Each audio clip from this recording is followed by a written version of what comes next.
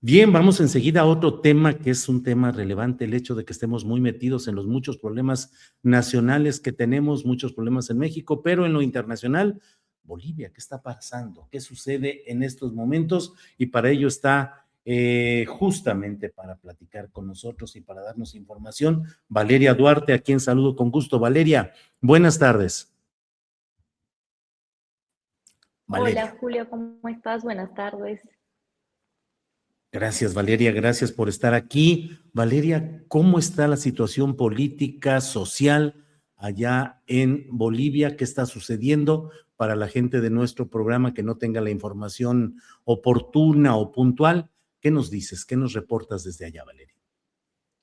Bueno, lo que está pasando en Bolivia es un suceso político sumamente importante, ¿no? Porque a 6 meses de la asunción del gobierno de Rodrigo Paz ya se encuentra el conflicto más crudo que ha tenido hasta el momento, con una movilización y bloqueos que llevan más de 45 días del sector popular movilizado en las carreteras y que ha tenido cercada a la ciudad, a la sede de gobierno, que es La Paz, no incrementando los precios de gobierno. Es importante resaltar para las personas que no tienen el contexto político que esta manifestación, los bloqueos, la paralización de las carreteras viene como una lucha social, una demanda colectiva contra las políticas neoliberales de Rodrigo Paz, que en primera instancia buscaban, entre otras cosas, privatizar los recursos naturales y como seguir pues la agenda norteamericana de doctrina de seguridad a través de la represión. Y además, una nueva reforma de tierras que básicamente era la privatización de las mismas y que significaba el cambio de estructura política y social del país. Estas medidas, esta acumulación de medidas sociales han ido evolucionando en el tiempo y en este momento lo que pide el sector campesino, el sector sindical, el sector obrero es básicamente la renuncia de Rodrigo Paz, ¿no? Pero esto se da en esencia porque es Paz con esta clase élite política tradicional, convencional, neoliberal, que no está entendiendo el país que está gobernando y después de 45 días entiende que la política del desgaste probablemente es su política de Estado y no la política de negociación ni la del diálogo, a lo que las medidas se están radicalizando. Muchos analistas están cometiendo errores al decir que los bloqueos están decayendo, pero en realidad se están radicalizando las medidas de presión, porque ya se habla incluso de cortes de luz, de agua, en la ciudad, en la sede de gobierno que es en La Paz. Entonces, lo que está viviendo Bolivia es una disputa del sector popular con una vieja clase oligárquica. Bien, Valeria, déjeme decir a nuestra gente, a quienes nos están siguiendo, les comentamos que Valeria Duarte es politóloga e investigadora boliviana, trabaja temas de geopolítica, integración regional y teoría del Estado. Valeria, ¿hasta dónde puede llegar lo que hoy se está viviendo? ¿Qué tanto la fuerza gubernamental, la fuerza del Estado está generando qué tipo de daños y de consecuencias, qué tanto factores externos, particularmente Estados Unidos, están influyendo en todo esto y cómo va la organización social y popular de resistencia, Valeria? Bueno, esta pregunta que haces creo que en todos los países de la región es bueno cuestionarla, ¿no? ¿Cuál es el rol de Estados Unidos en los gobiernos de derecha actualmente?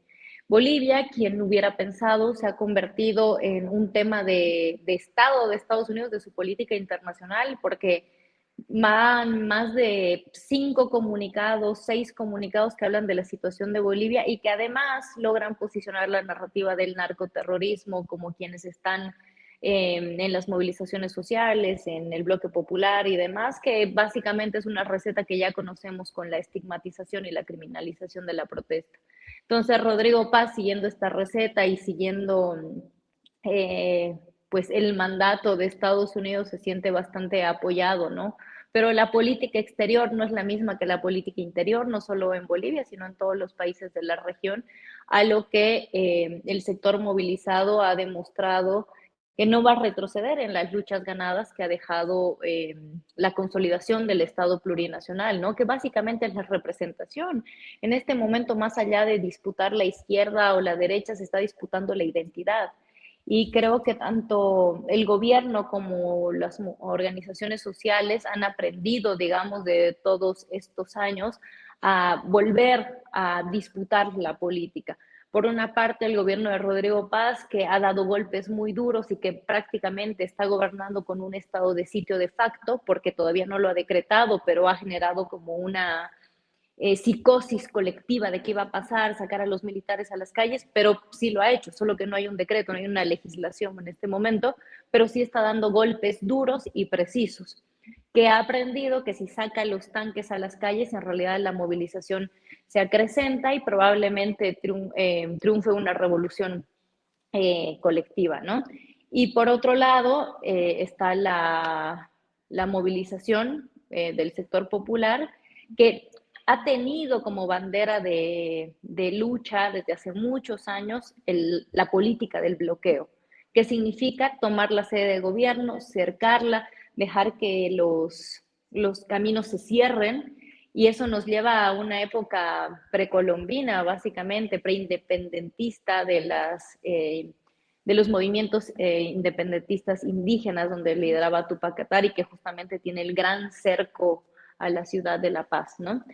Entonces, en este momento hay nueva correlación de fuerzas donde ambos han aprendido a ver qué tanto tensan la cuerda, a ver qué tanto pueden negociar con el otro sector, qué tanto diálogo puede haber, pero, o no diálogo, que igual es una respuesta totalmente válida, ¿no?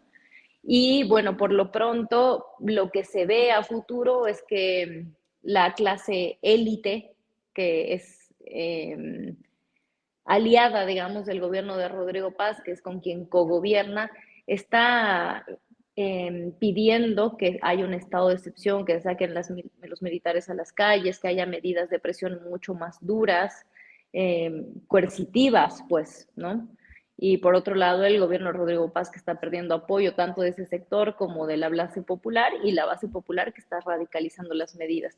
El desenlace aún no es claro, porque al tener solo una medida de presión en base a una demanda que es la renuncia, y por otro lado el posicionamiento, además con el apoyo de Estados Unidos de terminar el mandato, pues muestra que hay una disputa importante en el país, que lo publiqué en un artículo hoy día en Diario Red, que dice: la política externa de Estados Unidos en realidad es la que está siendo rechazada en las calles de Bolivia.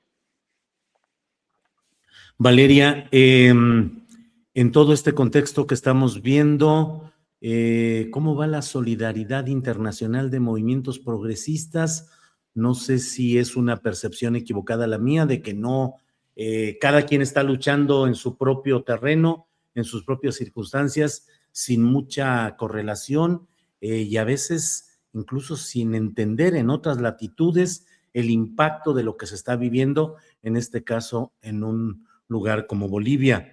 Yo percibo acá en México una distancia analítica e informativa, como diciendo, bueno, pues lo que pasa ya está bien, a ver qué sucede y se acabó, pero sin tener esa capacidad de entender y de coligar lo que va sucediendo en nuestro subcontinente latinoamericano, Valeria. Sí, creo que en este momento existe una suerte de, no sé, dinamitización Uh-huh.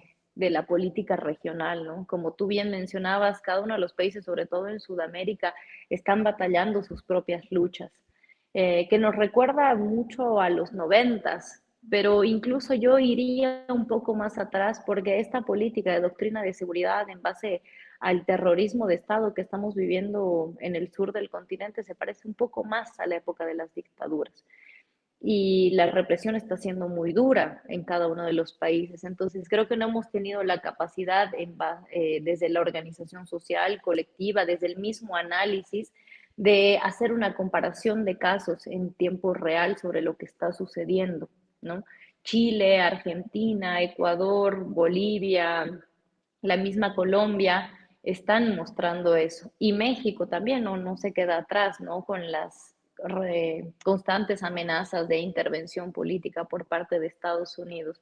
Pero sí, yo tampoco creo que hayan redes de información y de solidaridad, y además vale decir que solo existen, bueno, tres gobiernos progresistas en la región que se encuentran más a la defensiva que otra cosa, ¿no? Y además en vísperas electorales, disputando en territorio, pero también en los imaginarios colectivos, esto que se ha ido consolidando. Lo que sí creo es que Bolivia, a diferencia de los demás países de la región, ha dado una respuesta distinta a esta nueva receta neoliberal, y me parece que es importante sí darle la importancia necesaria, porque incluso puede representar